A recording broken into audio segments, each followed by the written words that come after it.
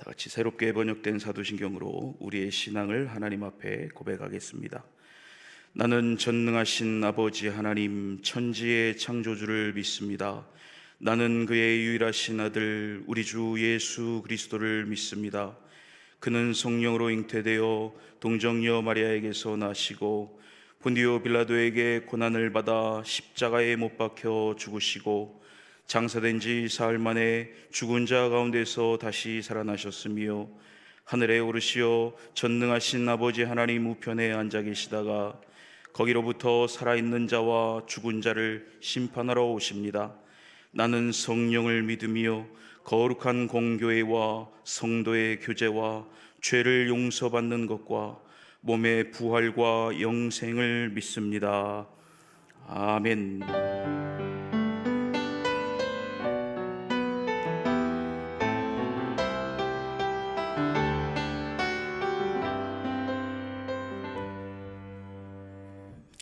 찬송가 382장을 찬송하겠습니다.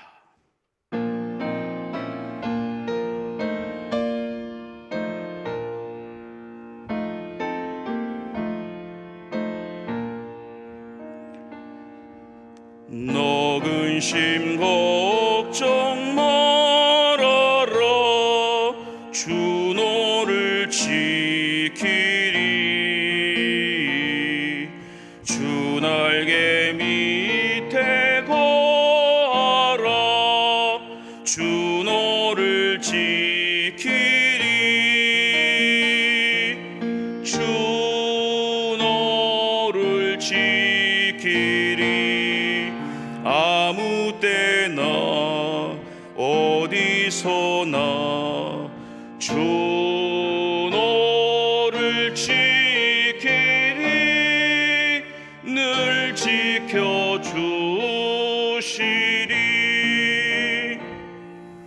어려워 낙심될 때에 주 너를 지키리 위험한 일을 당할 때 주 너를 지키리 주 너를 지키리 아무 때나 어디서나 주 너를 지키리 늘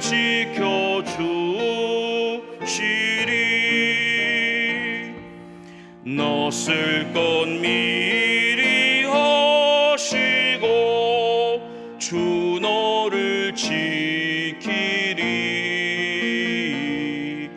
구하는 것을 주시며 주 너를 지키리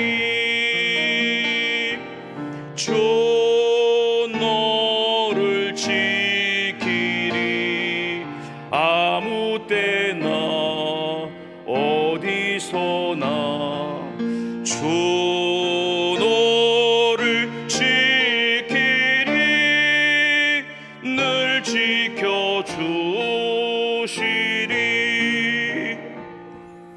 어려운 시험 당해도 주 너를 지키리 구주의 품에 거하라 주 너를 지키리 주 너를 지키리 아무 때나 어디서나 주 너를 지키리 늘 지켜주시리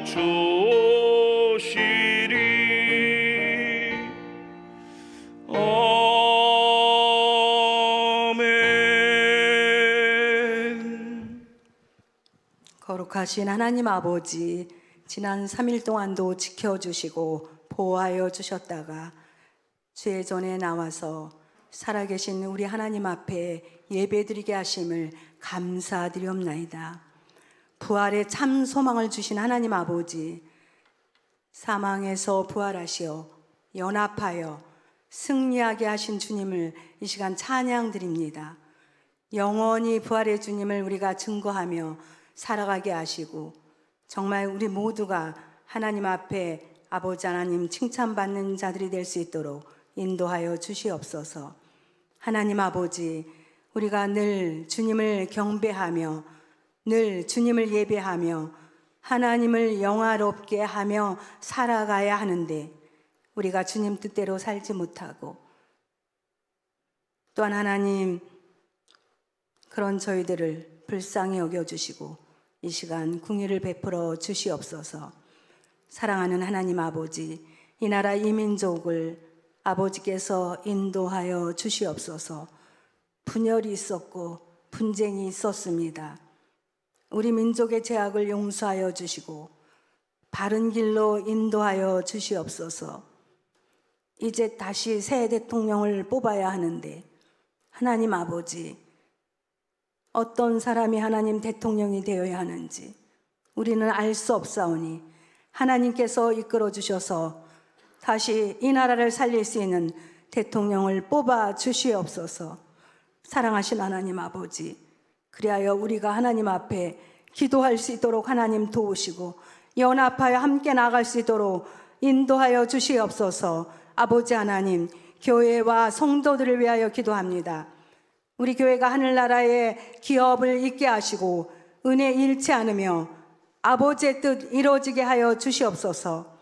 무엇보다도 하나님께 쓰임받는 교회 되게 하시고 구원의 방주의 역할을 감당할 수 있도록 하나님 도우시고 인도하여 주시길 원하옵나이다. 천국 윤리가 바로 세워지는 교회 되게 하여 주시옵소서. 아버지의 이름만이 높아지며 예수 그리스도의 십자가 사랑이 나타나는 교회 되기를 원하옵나이다. 사랑하는 하나님 아버지, 119년 음식 나눔 큰 잔치가 강릉내 교회 큰 마당에서 하나님 아버지 있다고 합니다. 하나님, 교회는 영혼을 구원하는 곳인데 목적이 있는 곳에 아버지께서 역사하여 주시고 구원받는 이들도 아버지께서 인도하여 주실 줄 믿습니다. 우리는 먹든지 마시든지 하나님의 영광을 위하여 하라고 하셨는데 무엇보다 아버지 좋은 날씨 허락하여 주시고 참여한 모든 이들에게 또한 아버지 고생하면서 준비하는 많은 이들에게 주님 함께 하셔서 복 내려주시고 서로 나누는 아름다운 모습들이 있게 하여 주시옵소서. 사랑하신 하나님 아버지, 웃음 가득한 천국 잔치가 될 줄로 믿습니다. 사랑하는 하나님 아버지, 오늘 이 시간 말씀을 들고 서신 안승 목사님께 성령님의 능력 주시고 늘 충만하시어 힘있게 담대하게 선포하게 하시고 능력 있는 아버지의 말씀이 우리들의 심중에 들어올 수 있도록 마음의 문을 활짝 열어 주시옵소서. 그리하여 변화되는 심령들이 많아질 수 있도록 아버지께서 함께 하시고 도우시기를 원합나이다. 모든 것을 주님께 위탁하오며 살아계신 우리 주 예수 그리스도의 이름으로 기도드리옵나이다. 아멘.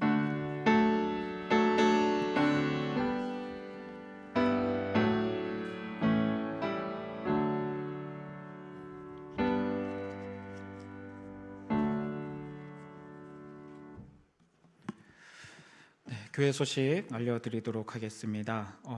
119주년 음식 나눔 잔치가 이번 주에 진행이 될 예정입니다. 교통이 많이 혼잡할 상황일 것 같습니다. 그래서 주차장을 저희가 사용을 해야 되기 때문에 혹시 자가를 이용하시는 분들께서는 가능하시면 대중교통을 좀 이용해 주시기를 부탁을 드리겠습니다. 그리고 주변에 초청해서 같이 교회로 인도하실 분들이 계시면은 이 기회에 교회로 초청하셔서 말씀을 함께 나눌 수 있는 시간이 될 수 있기를 부탁을 드립니다.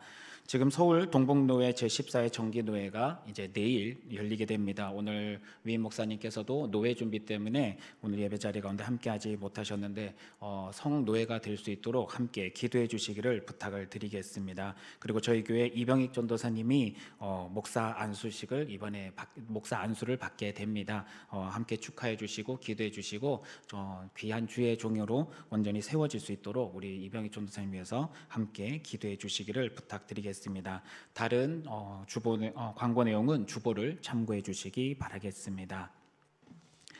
오늘 우리가 함께 나눌 하나님의 말씀은 에스라 7장 6절에서 10절 말씀입니다. 에스라 7장 6절에서 10절 말씀입니다.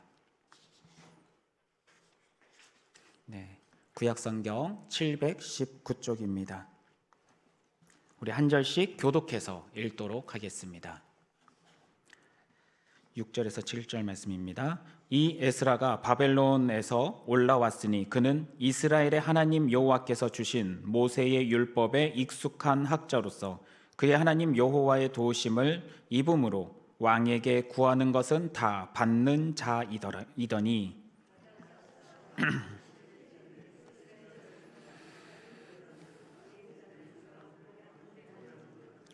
문지기들과 느디님 사람들 중에 몇 사람이 예루살렘으로 올라올 때에 이 에스라가 올라왔으니 왕의 제7년 다섯째 달이라 첫째 달 초하루에 바벨론에서 길을 떠났고 하나님의 선한 손에 도우심을 입어 다섯째 달 초하루에 예루살렘에 이르니라. 같이 읽겠습니다. 에스라가 여호와의 율법을 연구하여 준행하며 율례와 규례를 이스라엘에 가르치기로 결심하였었더라. 아멘. 함께 기도하겠습니다. 사랑해 주님 감사드립니다. 오늘 함께 말씀을 나눌 수 있는 은혜를 허락하심을 감사합니다. 주의 말씀을 기대하며 그 말씀 가운데 우리 안에 영적인 만남이 있기를 간절히 소망합니다. 그로 말미암아 온전한 아버지의 마음을 품고 살아갈 수 있도록 은혜와 능력을 다하여 주시옵소서. 또한 이 시간 가운데 빈손으로 오지 않고 귀한 예물 드린 손길이 있습니다. 축복하여 주시고 이 예물이 쓰이는 곳곳에 아버지의 역사, 생명 살림의 역사들이 나타날 수 있도록 귀한 은혜를 다하여 주시옵소서. 감사드리며 살아계신 우리 주 예수님 이름으로 기도드립니다. 아멘. 오늘 본문 말씀, 이 에스라 말씀은 사실 오늘 저녁에 원래 저희가 수요일 저녁마다 성경 공부 말씀을 나누고 있습니다. 그래서 포로기 말씀을 지금 나누고 있는데 그 본문 말씀들 중에서 오늘은 에스라 말씀을 진행하고 있어서 오늘 오전 예배 때도 이 에스라 말씀을 함께 나누게 되었습니다. 우리가 포로기 하면 많은 인물들이 생각날 겁니다. 대표적인 인물이 다니엘도 있을 것이고 느헤미야도 있을 것이고 오늘 이 에스라도 있을 것이고 또 죽으면 죽으리라 에스더, 모르드게 이런 많은 믿음의 사람들의 이야기들이 있습니다. 그래서 이 포로기 말씀들은 우리가 이 땅을 살아가는 많은 그리스도인들에게도 우리가 어떤 마음으로 이 땅을 살아가야 될까, 어떤 마음으로 신앙생활을 해야 될까 잘 알려주는 부분들이 있는 게 이 포로기에 해당하는 말씀들입니다. 우리가 포로기 말씀을 나누려면 일단 포로 귀환에 대해서 우리가 먼저 한번은 나눠봐야 될 것입니다. 우리가 포로 귀환에 대해서 이야기할 때 크게 3회에 걸쳐서 귀환을 하게 됩니다. 첫 번째 귀환은 스룹바벨이 이끌고 왔었던 귀환민들이 1차 귀환민으로 있습니다. 그리고 2차 귀환민은 오늘 본문에 해당하는 이 에스라가 이끌고 왔었던 이스라엘 민족들이 2차로 귀환을 하게 되고 이어서 느헤미야가 귀환할 때 데리고 오는 그 귀환민들이 3차 귀환민으로 있게 됩니다. 각각 귀환을 할 때는 그냥 귀환을 하는 것이 아니라 목적들이 있습니다. 스룹바벨이 귀환을 할 때, 이스라엘 백성을 이끌고 함께 귀환할 때는 무너진 성전을 다시 세우겠다는 목적성을 품고 오게 됩니다. 그래서 성전, 솔로몬 때 지었던 그 성전이 온전히 무너지게 되고 이후에 스룹바벨 때 제2성전이 다시 회복되어지게 되는 것을 우리는 말씀을 통해서 알고 있습니다. 그리고 에스라가 귀환을 할 때는 무너진 성전이 되살려지고 그리고 이스라엘 백성들의 삶의 현장 속에 말씀의 삶이 무너져 있었는데 그 말씀의 삶을 회복시키기 위한 목적을 품고 오게 되는 것이 이 에스라와 함께하는 2차 귀환민들의 이야기입니다. 그리고 3차 귀환민인 느헤미야 때 함께 오는 사람들은 이제는 그들의 삶을 보호하고 지켜줄 성벽을 재건하고자 하는 목적을 품고 오게 되는 것이 3차 귀환민의 모습입니다. 그래서 1차, 2차, 3차를 통해서 성전, 예배적인 삶, 그리고 말씀, 우리가 말씀을 따르는 삶, 더 나아가 삶의 현장까지 지켜주시는 그런 하나님의 회복의 은혜가 이 포로 귀환민들을 통해서 우리에게도 함께 전달이 되게 됩니다. 그래서 여러분들이 삶의 현장 속에서 기도하실 때 내 삶 속에 예배의 삶은 잘 이어지고 있는가? 그리고 말씀의 삶은 잘 이어지고 있는가? 더 나아가 삶의 현장도 정말 하나님의 보호 안에서 평안히 살아가고 있는가 살펴보시면서 이 포로기 말씀을 잘 집중해서 읽으면서 나의 삶 속에서도 이런 하나님의 회복의 은혜가 나타나기를 기도하면서 나갈 수 있기를 부탁을 드리겠습니다. 그럼 오늘 말씀에서 이 에스라가 귀환을 하려고 이제 예루살렘을 향해서 오려고 목적성을 세우고 기도할 때 당시에 이 삶의 모습이 오늘 본문에서 등장을 하고 있는데, 사실 스룹바벨이 귀환하고 난 다음에 에스라가 귀환할 때까지는 대략 70년의 시간이 흐릅니다. 여러분, 70년입니다. 긴 시간이 걸리죠. 스룹바벨이 귀환을 하고 나서 성전을 재건하는 일에 참 어려움이 많이 있었지만 결국은 뭘 어떻게 하게 될까요? 성전은 재건되어집니다. 성전이 재건되었으니까 이제는 그들의 삶이 어떻게 되어야 될까요? 예배의 삶이 회복되기 시작했으니까 하나님의 은혜와 축복이 이스라엘 본토 가운데 나타나야 될 것 같이 보입니다. 그런데 여러분, 성경에서는 그 이야기를 하지 않습니다. 에스라가 올 때까지 이 70년이란 기간 어떤 일이 있었는지에 대해서 성경은 사실 정확하게 언급을 하지 않습니다. 그러나 유추할 수 있게 하는 여러 가지 내용들은 등장을 합니다. 오늘 본문에 해당하지는 않지만 에스라가 하나님의 말씀을 알려주고자 이 유다 땅으로 돌아와서 그 현장을 바라봤을 때 그가 탄식하며 울부짖게 되는 기도의 현장들이 있는데, 왜 울부짖고 기도했느냐? 그 땅에 살고 있었던 이스라엘 민족들, 하나님의 백성들이 이방 민족과 결혼을 하여 그 문화가 융합되어 들어와 있는 것을 눈으로 봤기 때문이죠. 70년이라는 시간 동안에 성전이 회복되고 예배가 회복되었는 줄 알았지만 삶의 현장 속에서는 하나님의 율법이 철저히 무시되어져 가고 있는, 하나님의 말씀을 따르는 삶이 무너져 내려 있는 것을 눈으로 목도하게 된 거죠. 70년이란 시간, 그 시간은 말씀이 철저히 깨어진 삶을 살았던 이스라엘을 보게 만들었습니다. 말씀만 무너졌을까요? 이스라엘 백성의 모습들을 바라볼 때 사실 에스라 말씀을 자세히 보다 보면요, 말씀 속에서는 성전을 재건하다가 중단되는 사건이 눈에 보이게 됩니다. 누구 때문에 중단하게 되나요? 그 땅에 살고 있었던 이방 민족들, 사마리아인들에 의해서, 그리고 혹은 이방 민족에 의해서 성전 재건이 중단되는 사건이 언급을 하게 됩니다. 즉 행정력이 형편없는 상황인 거죠. 유다 땅에 있으면서 유다 백성들이 그 땅을 살아갈 때 그들에게 행정력이 있었고 힘이 있었다면 성전을 짓는 일을 일사천리로 만들어갈 수 있을 것 같지만 그렇지 못한 상황이 발생하는 겁니다. 힘이 없는 백성으로서의 삶을 살고 있다는 것을 보게 되죠. 그래서 에스라 말씀뿐만이 아니라 에스라가 귀국하고 난 다음에 대략 12년 후에 느헤미야가 성벽을 짓겠다고 오는데, 그때도 어떻게 하느냐? 행정상의 힘은 사마리아인들이 가지고 있다 보니 느헤미야가 성벽을 재건하고자 하는 그 일조차도 끊임없이 방해받고 심지어 암살의 위험까지 받는 것을 보게 됩니다. 힘없는 백성의 모습을 그대로 보여주고 있는 상황인 것이죠. 말씀이 무너졌습니다. 그리고 행정상 삶의 모습 역시 무너져 있습니다. 심지어 선지자들도 그런 사마리아인들과 동조하여 하나님의 사람들을 위협하는 일에 함께하고 있는 모습들, 이게 본토 유대 땅에 있었던 유대인들이 경험하고 있었던 삶의 현장의 모습이었던 거죠. 다 무너진 겁니다. 그런 상황 속에 오늘 에스라가 큰 결단을 하게 됩니다. 어떤 결단을 하나요? 우리의 대표적인 말씀, 오늘 본문 말씀의 10절 말씀은 다시 한번 우리가 함께 읽어보기를 원합니다. 10절 말씀 다 같이 읽겠습니다. 시작. 에스라가 여호와의 율법을 연구하여 준행하며 율례와 규례를 이스라엘에 가르치기로 결심하였더라. 아멘. 에스라가 결단한 것은 말씀을 연구하고 그리고 율례와 규례를 이스라엘에게 가르치기로 무엇을 했다고요? 결심한 겁니다. 여러분, 지금 에스라가 있는 곳은 어디입니까? 유다 땅입니까? 그렇지 않습니다. 바벨론 본토 땅입니다. 포로로 끌려왔었던 이스라엘 민족들, 사실 예레미야가 예언한 것이 그대로 이루어졌죠. 포로로 끌려가는 것이 너희가 보호받는 길이고 그것이 오히려 사는 길이라 말했었던 예레미야의 하나님의 대언의 말씀이 그대로 이루어져 있습니다. 그래서 바벨론 땅에 가 있었던 사람들의 지위가 어마어마하게 올라와 있는 것을 우리는 말씀을 통해서 보게 됩니다.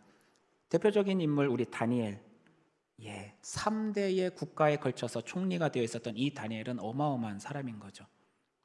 오늘 말씀에 나오는 이 에스라도 왕의 신임을 받는 자입니다. 6절 말씀 한번 보시기 바랍니다. 포로로 끌려왔던 포로민 출신의 이 에스라가 왕에게 어떤 신임을 받고 있느냐. 6절 말씀 같이 읽겠습니다. 시작. 이 에스라가 바벨론에서 올라왔으니 그는 이스라엘 하나님 여호와께서 주신 모세의 율법에 익숙한 학자로서 그의 하나님 여호와의 도우심을 입음으로 왕에게 구하는 것은 다 받는 자이더니.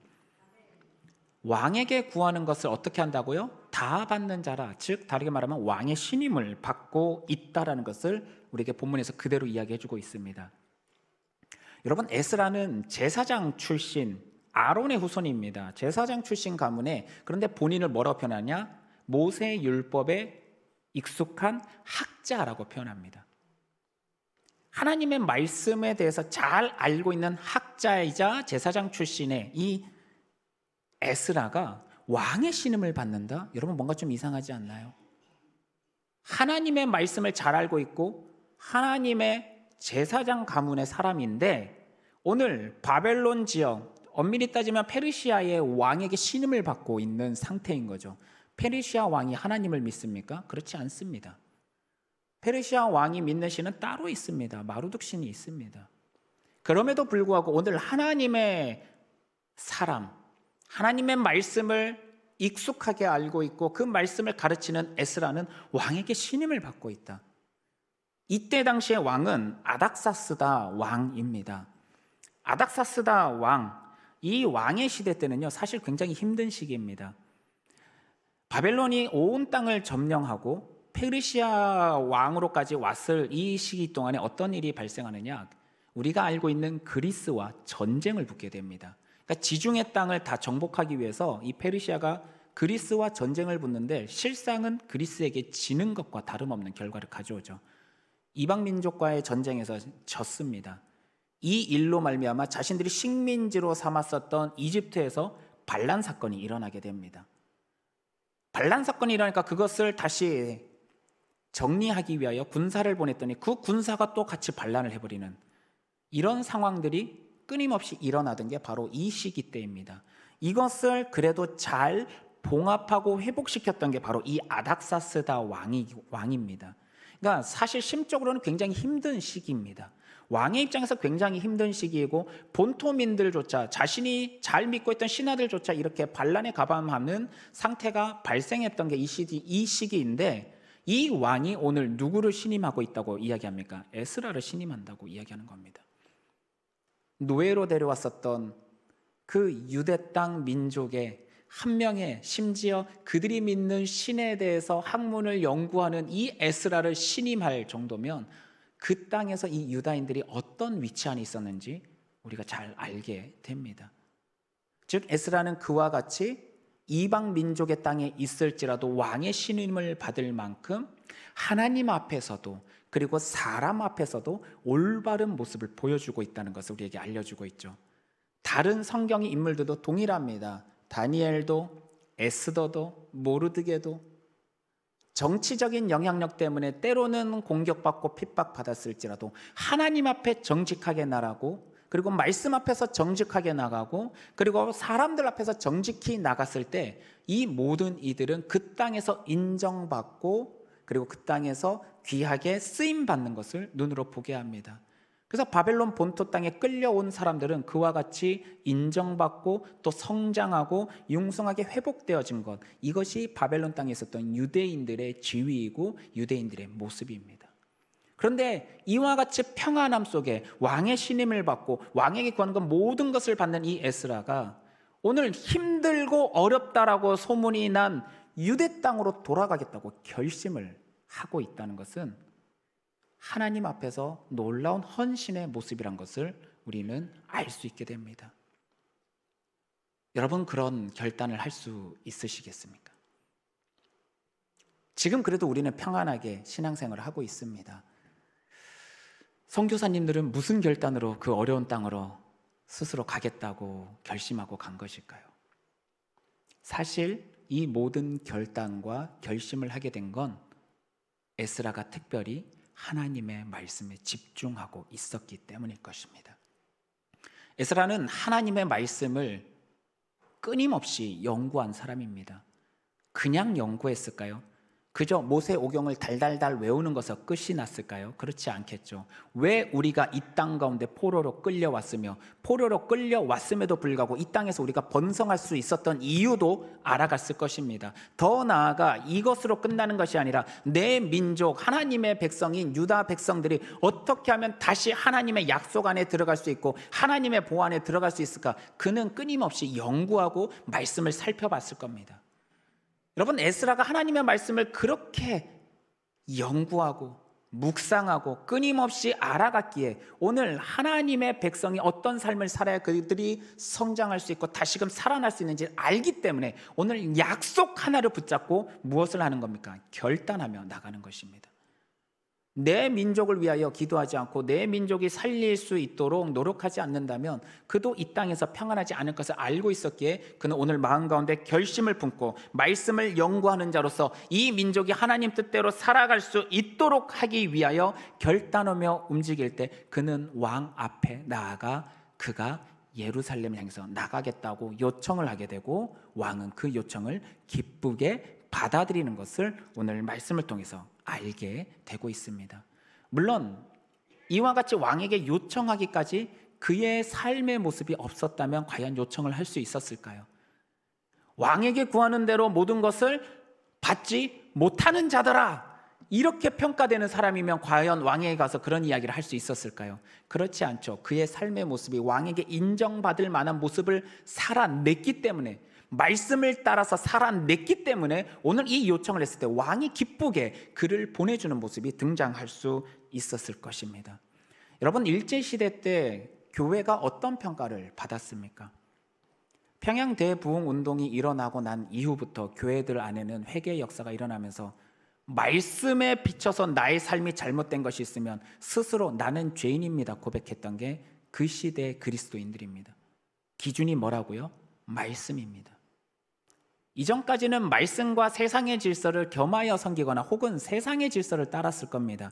교회에서는 교회대로, 세상에서는 세상의 질서대로. 그러나 하나님의 은혜를 경험하고 말씀 안에서의 삶이 회복되는 것을 알고 난 다음부터는 말씀 앞에 나의 모든 삶을 비교하고 말씀 앞에 내 삶을 무릎 꿇게 만들었을 때 일본 순사들이 뭐라고 합니까? 범죄자를 잡으려면 교회 가면 된다고, 거기 가면 다 자기가 죄인이라 한다고. 그게 그 시대 때입니다. 진짜 잘못해서 죄인이란 겁니까? 아니죠. 말씀으로 바라봤을 때 내가 죄인입니다 고백할 수밖에 없었기에 나는 죄인입니다 고백했던 그 시대 조선 사람들 얼마나 잘 속였습니까? 도박과 화투도 그렇게 잘하고 술도 잘 마시고 담배도 잘 피고, 그게 그 시대 조선시대 사람들인데 그들이 그 모든 것을 끊어내고 말씀 앞에서 올바르게 나갔다고 결단하는 그 은혜의 모습이 있었을 때 세상도 그리스도인들을 인정할 수밖에 없었지 않습니까? 그러니까 그 시대 때는 그리스도인들만 꺾으면, 교회만 꺾으면 된다 생각해서 그렇게 신앙인들을 핍박했던 게 그 시대입니다. 오늘을 다시 봅시다. 오늘을 살아가고 있는 우리 그리스도인들은 어떤 모습입니까? 정말 말씀 앞에서 우리가 철저하게 무릎 꿇고 있습니까? 때로는 어떤 대통령이 되어야 우리가 산다, 어떤 대통령이 되도록 기도해야 된다라고 이야기할 수도 있습니다. 중요합니다. 지도자가 어떤 사람이냐에 따라서 큰 영향력이 있겠죠. 그러나 지도자가 누가 되느냐에 앞서서 모든 그리스도인들이 하나님의 말씀 앞에서 철저하게 나가면 세상은 교회들을 인정할 수밖에 없게 되고, 모든 교회들이 세상으로부터 인정받게 되면 지도자들도 교회의 눈치를 볼 수밖에 없을 겁니다. 그게 올바른 모습인데 어느 순간부터 그 힘을 잃어버렸죠. 여러분, 우리가 말씀 안에서 회복해야 됩니다. 힘들고 어려워도 말씀 앞에 나를 복종시켜야 됩니다. 내 생각과 내 기준이 아니라 말씀의 기준에 나를 맞춰 나갈 때 오히려 세상은 하나님의 말씀을 따르는 자들을 인정하게 됩니다. 왕도 에스라가 요청하는 것을 다 들어줬던 것처럼 세상도 그리스도인들이 이렇게 살아야 말씀 안에 사는 삶입니다 이야기할 때 그 말을 들어줄 수밖에 없는 그런 시대가 다시 회복되기를 간절히 소망합니다. 그와 같은 모습을 말씀을 연구하고 알아가면서 말씀의 날을 맞춰 나갈 때 에스라가 마음 가운데 결단하고 품었을 때 이제는 왕도 그를 인정하면서 보내주는 아름다운 모습이 나타나게 되는데, 문제는 그 다음입니다. 아까 제가 이 아닥사스다 왕 때 상황을 말씀드렸습니다. 끊임없이 반란이 일어났고 전쟁이 일어났고 주변이 어수선한 상황입니다. 큰 국가가 힘을 가지고서 모든 것을 통제하고 통치할 때는 나름의 평안이 유지됩니다. 그러나 그 힘이 무너지게 되면 어떤 일이 발생할까요? 곳곳에서 숨은 도적들이 나오게 됩니다. 에스라가 예루살렘을 향해서 나아갈 때는 그냥 가는 게 아닙니다. 백성들을 이끌고 가고, 또한 왕은 에스라를 보낼 때 그냥 보내는 것이 아니라 예루살렘 성전에서 활용할 수 있는 많은 보화들도 함께 딸려 보냅니다. 많은 백성들, 많은 사람들, 많은 보화들을 가지고 가면 당연히 도적들의 눈에 이 사람들은 어떻게 보일까요? 딱 잡아먹기 좋은 먹잇감처럼 보일 겁니다. 그러면 이와 같이 큰 이동을 해야 될 때는 반드시 그 주변에 그들을 지켜줄 군사들의 보호가 필요합니다. 그러나 여러분, 에스라 말씀을 읽어보신 분들은 아실 겁니다. 에스라가 왕에게 군사적인 도움을 요청할까요? 요청하지 않을까요? 요청하지 않습니다. 아하와 강가에서 출발하기 전에 그들은 모여서 금식하며 기도합니다. 하나님은 하나님의 뜻대로 나가는 자들이 하나님의 손에 도우심을 받을 것이라는 약속의 말씀을 믿고 그 말씀이 이루어질 것을 소망하면서 금식하고 기도하고 출발하는 것을 보게 됩니다. 에스라가 왜 이런 결단을 했을까요? 그는 말씀을 연구한 사람인 거죠. 말씀을 알고 있고 말씀 속에서 왜 우리가 망했는지를 알고 있기 때문에 오늘 출발할 때부터 말씀을 따라 살아가겠다고 결단하면서 움직인 겁니다. 큰 용기이고 큰 결단이죠. 힘들고 어려운 예루살렘 땅을 향해서 가겠다는 것도 결단인데, 심지어 그 과정 속에서도 세상의 도움을 받지 않고 하나님의 손이 도와줄 것이라는 믿음을 품고 금식하며 기도하며 출발하는 이 모습도 역시 결단의 모습인 거죠. 그리고 이 결단의 모습에 하나님은 어떻게 하시냐? 그를 도와주는 선한 응답으로 역사하시는 것을 보게 됩니다. 여러분, 세상의 눈으로 바라보십시오. 이게 말이 될까요? 말이 되지 않습니다. 제가 옛날에 신대원 다닐 때 이제 성지순례를 간 적이 있었습니다. 이집트, 이스라엘 그리고 요르단을 갔었는데, 그때 당시 어떤 일이 있었냐면 피랍 사건이 한번 있었습니다. 그래서 이집트에서 이스라엘을 향해서 나아갈 때요, 장갑차가 앞에서 이렇게 호송을 같이 해줬습니다. 광야라는 곳이 어떤 곳인데 그것을 함부로 가겠습니까? 오늘날 시대도 가는데 장갑차가 호송을 해줬는데 그 시대 때 얼마나 두렵고 떨렸겠습니까? 지금도 그 반란군들이 끊임없이 군사적인 행동을 하던 그 시대인데, 그러나 하나님을 향한 말씀을 의지고자 하는 그 결단이 오늘 그들의 눈앞에서 보였을 때 에스라는 마음 가운데 큰 확신을 품게 되었을 겁니다. 말씀을 따르는 자, 하나님의 약속의 말씀을 따라서 하나님의 손이 역사한다는 것을 그는 그 이동 과정 속에 경험을 하게 되는 것을 우리가 말씀을 통해서 알게 됩니다. 사랑하는 성도님들, 여러분의 삶 속에서 누군가는 오늘 말씀을 듣고 마음 가운데 내가 말씀을 따르겠다 결단이 일어나시는 분들이 있으실 것입니다. 오늘 그 마음의 결단이 일어났다면 그 말씀을 통해서 우리에게 약속하신 하나님의 손의 역사가 여러분에게 반드시 이루어지기를 간절히 소망합니다. 결국 하나님의 이 선한 도우심으로 말미암아 이제는 이동하게 되고 예루살렘에 도착해서 에스라가 그 땅을 바라봤을 때 그의 마음 가운데는 이제 이스라엘 백성들과 하나님의 말씀을 함께 나누고자 하는 결단의 모습들, 그리고 선한 하나님의 능력이 나타날 마음들을 품게 되어집니다. 이후의 말씀들은 우리도 잘 알다시피 이제 예루살렘에서 하나님의 말씀을 선포하며 나갈 때 그들 가운데 있는 문제점들이 하나씩 드러나게 되는 것을 보게 됩니다.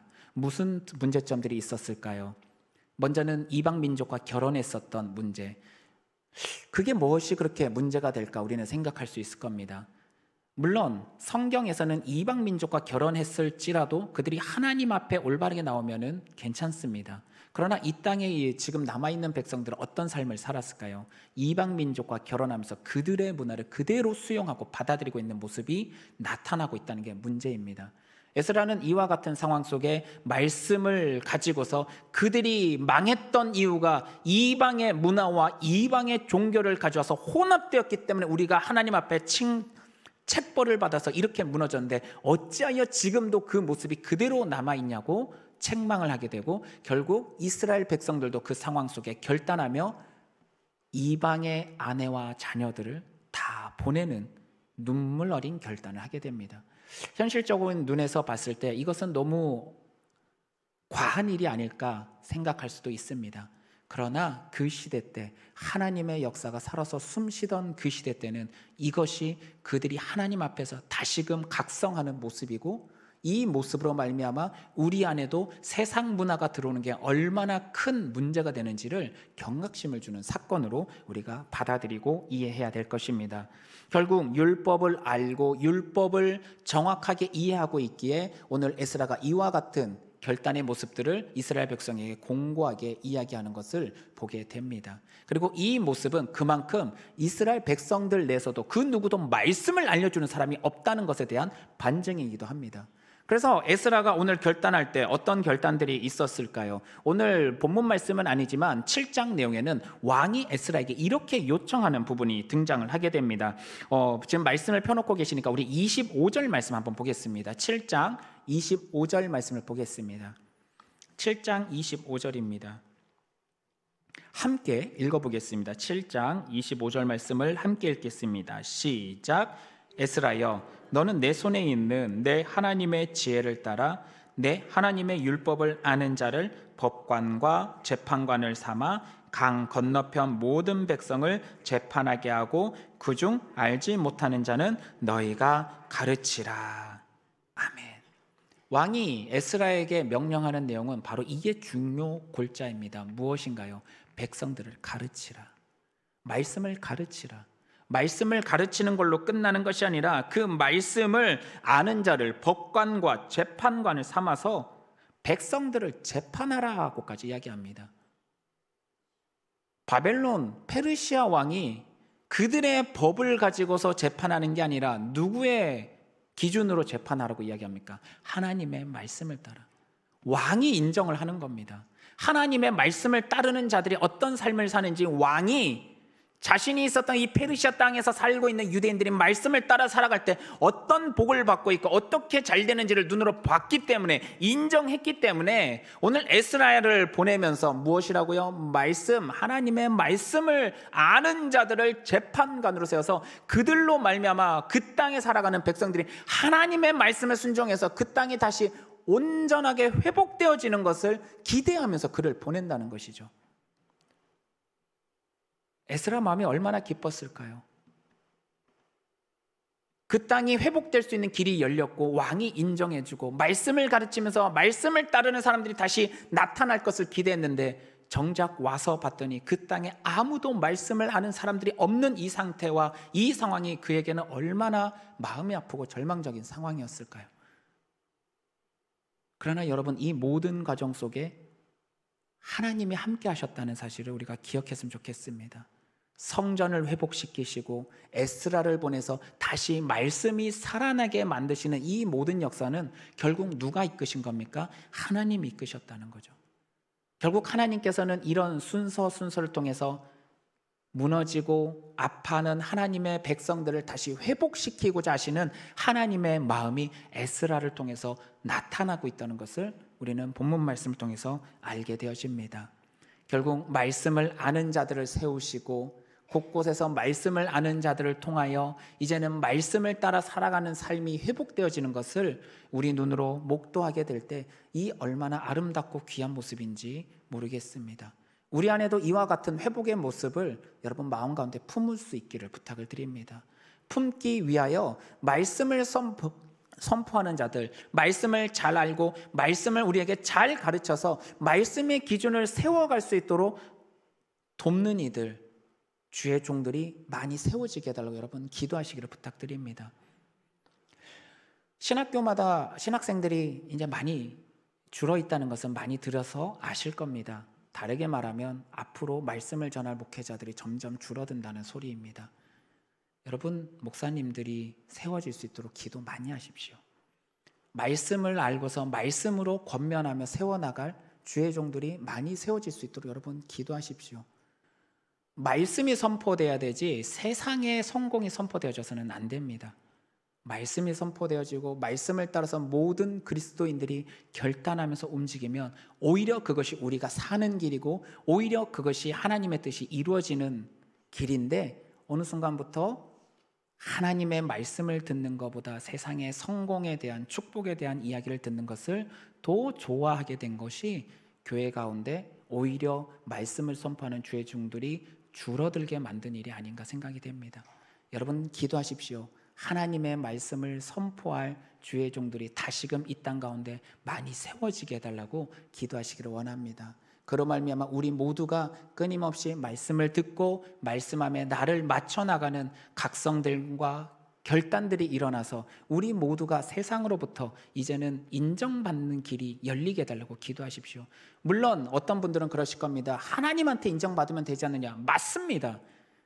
하나님 앞에 인정받으면 됩니다. 하나님 앞에 인정받으면 세상으로부터도 인정받을 수밖에 없습니다. 문제는 우리가 하나님 앞에 인정을 못 받고 있는 삶을 살아가고 있는 게 문제이죠. 하나님 앞에 인정받읍시다. 말씀을 따르는 삶을 통해서 하나님께 인정받읍시다. 하나님의 손이 모든 사람들을 도와주는 역사가 나타날 수 있도록 우리가 결단하면서 움직입시다. 그러면 세상도 우리를 도울 것이고 세상이 우리를 도우면 더 많은 하나님의 역사를 교회들이 해낼 수 있도록 돕는 일들이 나타날 것입니다. 이 결과로 말미암아 이제는 우리 모두에게 말씀이 회복되어지고 더 나아가서는 느헤미야 때 이루어졌던 성벽을 회복하는 역사, 즉 우리의 삶의 현장들도 다시금 회복되어지는 역사가 이어져 나갈 수 있기를 간절히 소망합니다. 오늘은 포로기 말씀을 잠시 나눴습니다. 사실 이 말씀은 설교를 위해서 준비된 말씀이 아니고 성경 공부를 위해서 준비된 말씀이어서 어느 정도 두서없는 설교 내용들이 좀 진행이 되었을 것입니다. 그럴지라도 여러분 우리 잊지 않고 살아갑시다. 포로기 시대 때도 말씀 안에 있었던 자들은 하나님의 손이 도우셨다는 것을 기억하면서 우리가 그 말씀을 알아가고 알았으면 행동으로 옮기고 더 나아가 약속의 말씀을 행동으로 옮겼을 때 하나님이 어떤 결과로 이끄시는지를 경험하고 그 경험된 하나님을 다시 세상 가운데 증거하는 그런 아름다운 하나님의 백성의 삶을 살아가는 귀한 성도님들 될 수 있기를 간절히 소망합니다. 우리 잠시 기도하겠습니다. 우리 말씀을 따라 함께 기도하기를 원합니다. 우리의 삶의 모습 속에 정말 하나님의 손의 도우심의 역사가 나타나야 될 것입니다. 그러려면 말씀을 더 알아야 되고 하나님의 약속의 말씀을 알아서 실천하며 옮길 때 하나님의 약속을 따라서 하나님의 능력이 나타나는 것이 우리 모든 그리스도인들의 삶 속에 나타나야 될 모습일 것입니다. 이 모습을 기대하면서 우리 안에 다시금 영적 각성들이 일어나게 해달라고, 말씀을 믿고 실천하며 나갈 수 있도록 성령 하나님께서 도와달라고 우리 안에 이 새로운 회복을 위하여 함께 기도하며 나가도록 하겠습니다. 같이 기도하겠습니다.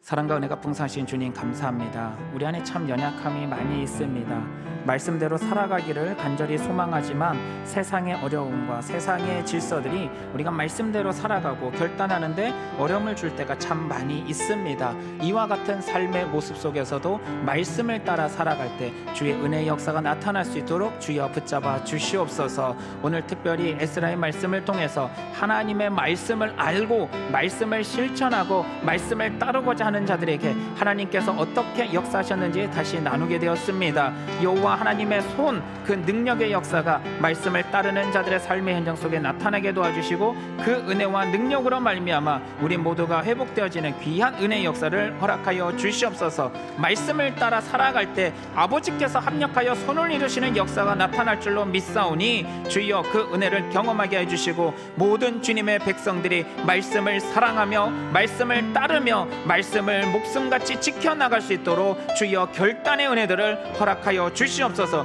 그로 말미암아 주의 은혜의 역사가 이 모든 삶의 현장 속에 아버지께서 허락하신 그 은혜 속에 간절히 나타나기를 소망하오니 그로 말미암아 우리 모두가 하나님 앞에서도 사람 앞에서도 인정받아 주님의 나라를 만들어 나가는데 어려움 없이 만들어 나갈 수 있도록 귀한 은혜를 허락하여 주시옵소서. 주여 붙잡아 인도하여 주시옵소서. 사랑해 주님, 감사합니다. 모든 상황 속에서도 주의 말씀을 알고 말씀을 믿고 말씀 따라 살아가기를 소망하오니 말씀을 붙잡고 의지하며 나가는 자들에게 오늘 여호와 하나님의 크신 손의 역사가 나타날 수 있도록 주여 축복하여 주시옵소서. 특별히 나라와 민족 가운데 매우 어수선하고 혼돈과 같은 상황에 처해 있습니다. 이런 상황일수록 말씀의 질서 앞에 우리가 순종하며 나아갈 때 오히려 이 땅의 혼돈을 잠재우시고 질서를 창조하여 만들어 나가신 아버지 하나님의 역사가 사랑하는 우리 대한민국과 우리 민족 가운데 그리고 한국 교회 가운데 나타날 수 있도록 주여 축복하여 주시옵소서. 이제는 주님께서 가르쳐 주신 기도로 예배를 마치도록 하겠습니다. 하늘에 계신 우리 아버지여, 이름이 거룩히 여김을 받으시오며 나라의 임하옵시며 뜻이 하늘에서 이룬 것 같이 땅에서도 이루어지이다. 오늘날 우리에게 일용할 양식을 주옵시고 우리가 우리에게 죄 지은 자를 사하여 준 것 같이 우리의 죄를 사하여 주옵시고 우리를 시험에 들게 하지 마옵시고 다만 악에서 구하옵소서. 대개 나라와 권세와 영광이 아버지께 영원히 있사옵나이다. 아멘.